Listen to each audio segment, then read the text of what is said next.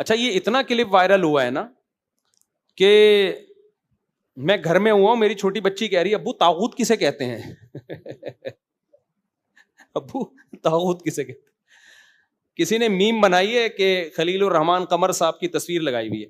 اچھا میں یہ پوری بات خلیل الرحمان قمر صاحب کے متعلق پوری کر دوں تو خلیل الرحمان قمر صاحب ویسے مغربی کلچر سے متاثر نہیں ہے, لیکن یہاں انہوں نے بھی ساحل ادیم کو جو فیور کیا ہے, میرا خیال ہے یہ مسٹیک ہوئی ہے خلیل الرحمان قمر صاحب سے. خلیل الرحمان قمر صاحب کو کہنا چاہیے تھا کہ بھائی اس موقع پہ جو ہے نا معذرت بنتی ہے.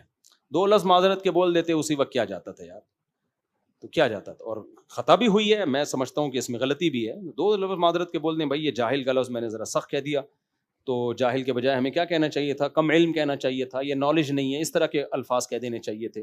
اول تو وہ بھی نہیں کہنے چاہیے, 95% کو آپ کس بیس پہ, پھر عورتیں تھوڑی, وہ تو مرد بھی ہیں نا, بلکہ مرد زیادہ ہیں آج کل, جہالت تو آدمیوں میں کیا ہے زیادہ ہے.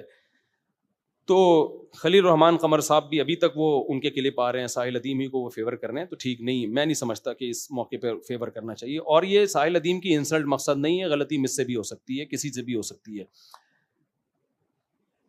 کس لوگ اب میم بنا رہے ہیں, وہ ایک ہمارے دوست ہیں جاننے والے نے میم بنائی کہ خلیل الرحمان قمر صاحب کی تصویر ہے, نیچے لکھا ہوا ہے بائی دا وے مجھے بھی نہیں پتا کہ طاغوت کسے کہتے ہیں. صحیح ہے نا, یہ گاڑی اصطلاح ہے.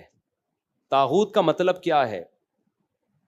طاغوت ویسے تو تمام شیطانی قوتوں کو کہا جاتا ہے, لیکن یہ اصطلاح استعمال ہوتی ہے کہ آپ اللہ کے نظام کے علاوہ کسی اور نظام کو اگر ایکسیپٹ کر رہے ہو تو اللہ کے نظام کے علاوہ تمام نظام کیا ہیں؟ طاغوت ہیں. اللہ کہتے ہیں صرف میرا نظام ٹھیک ہے.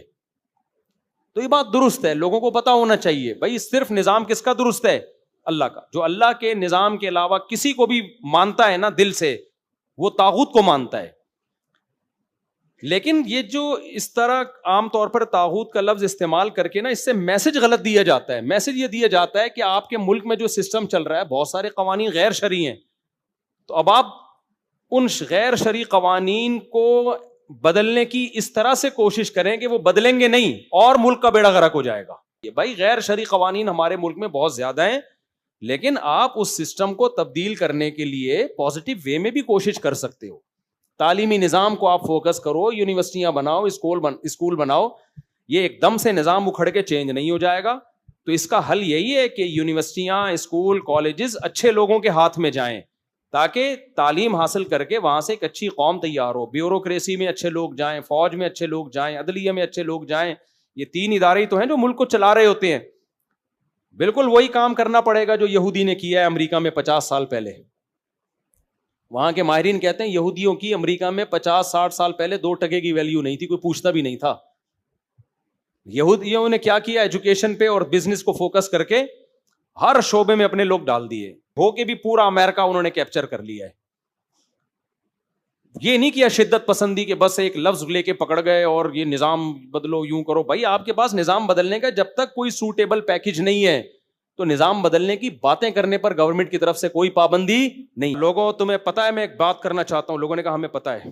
پہلے کہا تھا نہیں پتا نا, لوگوں نے کہا پتا ہے. کہا جب پتا ہے تو پھر مجھ سے کیوں پوچھ رہے ہو؟ لوگ کنفیوز ہوں گے کہ نہیں ہوں گے؟ بھائی تو جو بات ہے وہ کیا کر دے, بتا دے.